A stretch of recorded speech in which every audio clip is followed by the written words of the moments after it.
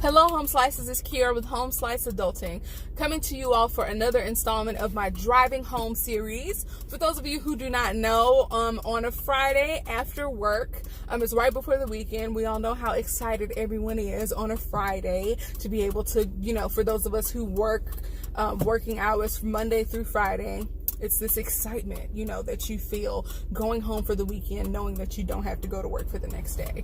So I use this time to just talk, to just kind of vlog or, discuss things that are going on in the media, things along those lines. So for today, I'm going to talk about some things that happened at work. And so for me, it was a very interesting and like clearing day for me, because I got quite a few things off of my chest. Today was an in-service day. For those of you who don't know, I'm a support faculty member at a private school. And so for those of you who remember back in your, school days, there were in-service days where there was no school for students, but teachers would go to school and have like their own little trainings. And today they had a training that revolved around dismantling racism in educational settings. And we all know that private schools were invented for white people to avoid sending their children to school with black children. So the idea of institutionalized racism and racism as a whole being a part of the conversation in an educational setting is so very important. And so today they split us up into two groups, because there are teaching faculty who interact with kids on a daily basis, and then there are support faculty members who work at the school but don't have as close of interaction with students. For instance, I'm an administrative assistant, and so my interaction with students is going to be far less limited than, say a math teacher. So they separated us so that they could give us a more tailored experience of this training with essentially the same topics in mind, just geared from a different focal point. And so you all, I can't tell you how upset I'm getting at the fact that this camera will not stay focused. It's really getting to me.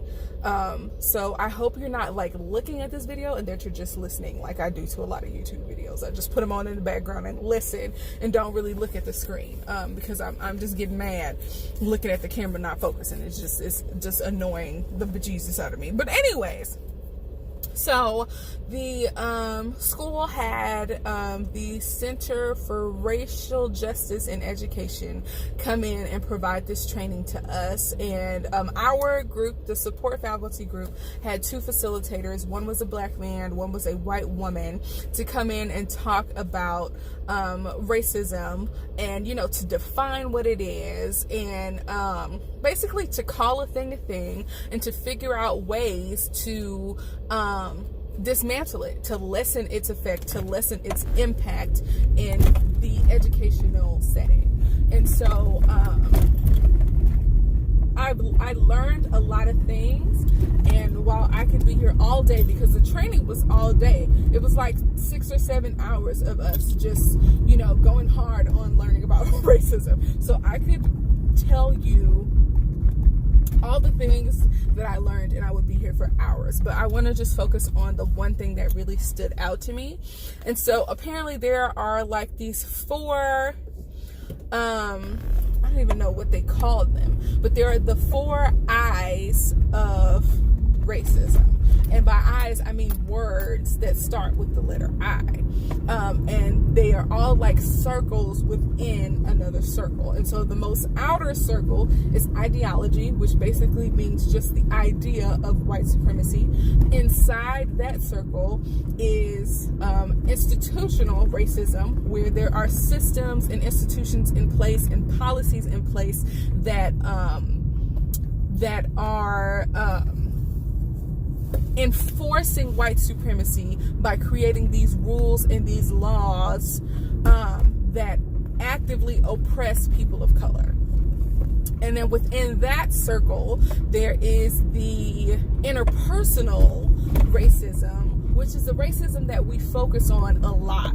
And it's the way that when I interact with a white person, what their expectation is for me, or when a white woman is walking down the street and she's about to cross paths with the black man, she crosses to the other side of the street. It's about relational things, things that we do in our interactions, whether they're conscious or subconscious, that we really focus on. Those are the things that catch people's eye in the media. Those are the type of things that we can really understand and see as racism. It's harder to see gentrification as racism. And gentrification is an institutional part of racism. Again, like, institutional racism is about there being systems in place to actively oppress people of color. And so our focus when it comes to dismantling racism needs to be on the institutions that actively oppress people of color, but we focus on the interpersonal stuff.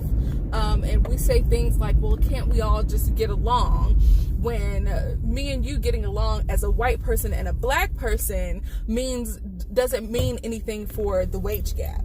It doesn't mean anything about me being able to get a loan for a house when a white person who has, credit that looks like mine might get their loan and I won't. There are, again, active things that are in place, active policies and practices that are in place that oppress people of color. And that's what institutional racism is. And that is where the healing is. Once we can really address those issues, that's how we are able to really take apart racism at its root. And so the innermost circle is what is it? Internalized racism. And these are more of our own individual personal ways that we experience race in the world, and how race shows up within ourselves. So for a white person, it might show up as someone saying that they are colorblind, and that, they ignore race, and that because they ignore race and they treat people the way they want to be treated, or because they are a nice person, that, racism is basically off the table.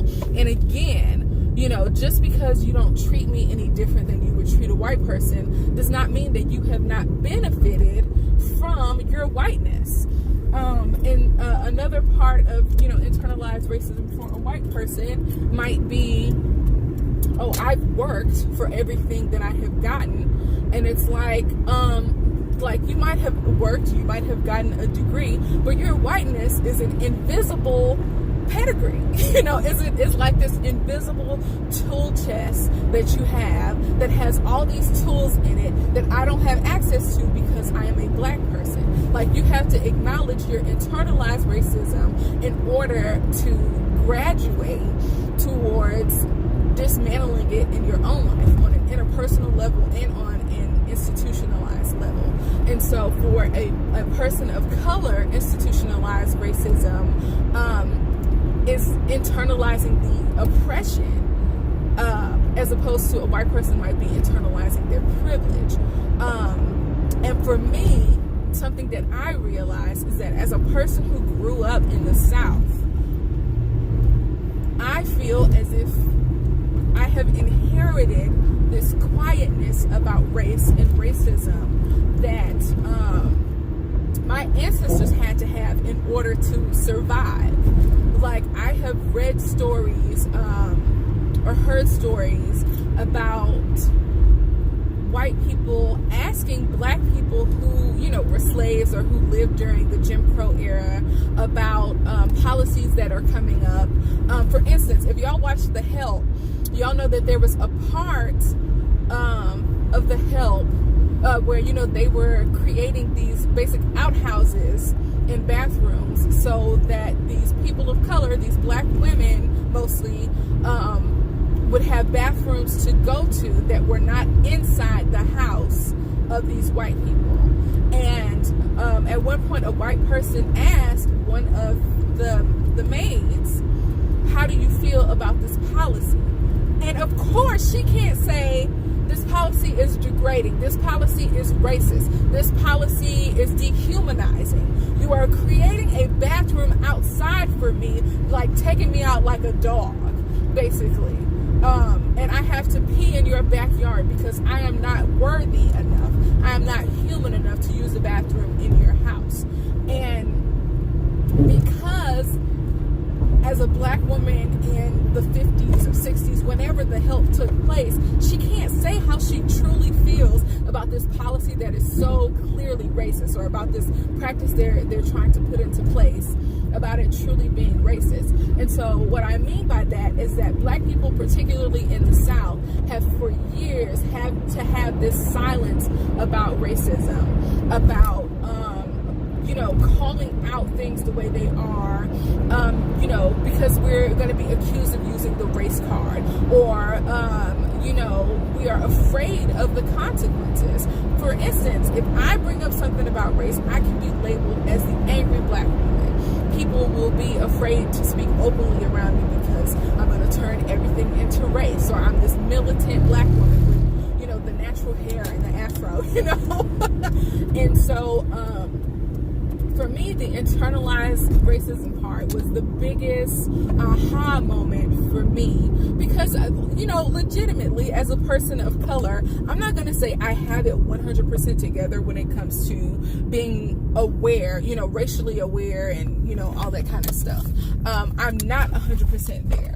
But what I will say is that this really opened my eyes to see that as a black person who was raised in the South, who has been, kind of inherited this quietness about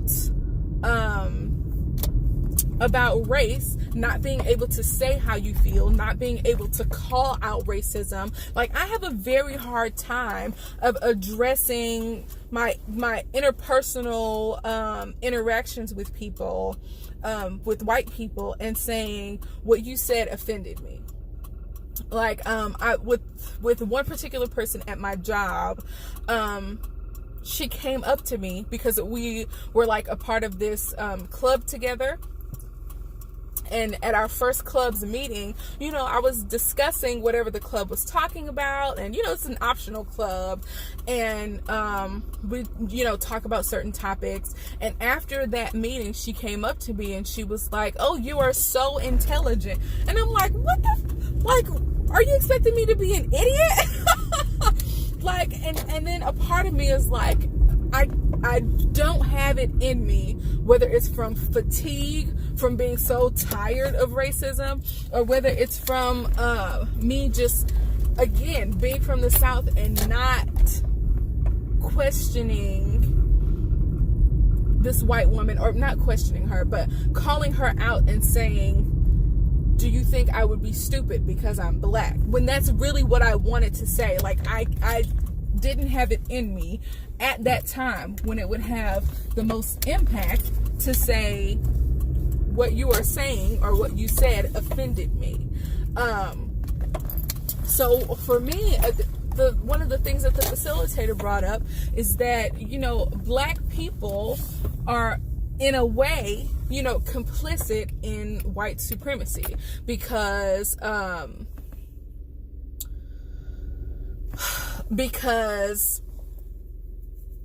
by me, and my internalized racism, by me saying that, I'm not going to stand up for myself,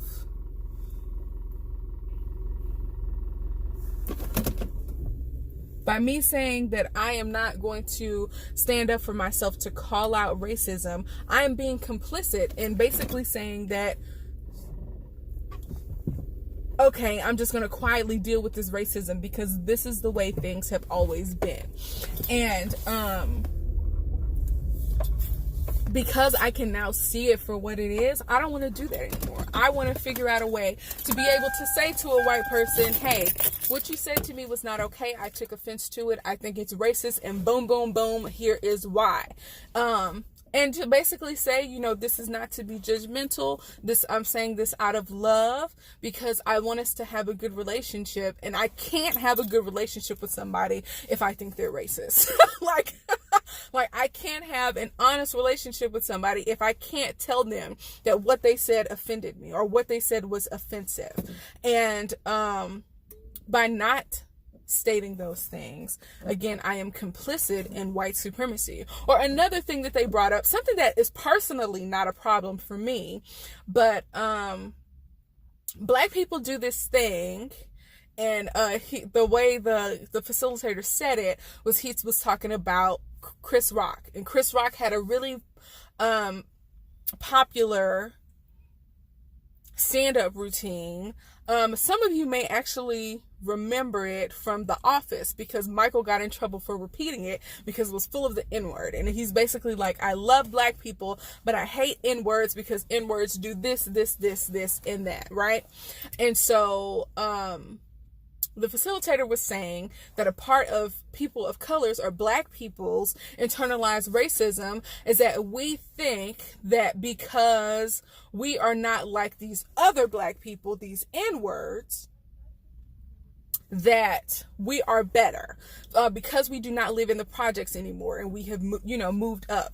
We are not like those N-words over there. Or because we have education, we're not like those N-words over there. Because we have a good car and a good neighborhood and can send our kids to good schools, we are not N-words.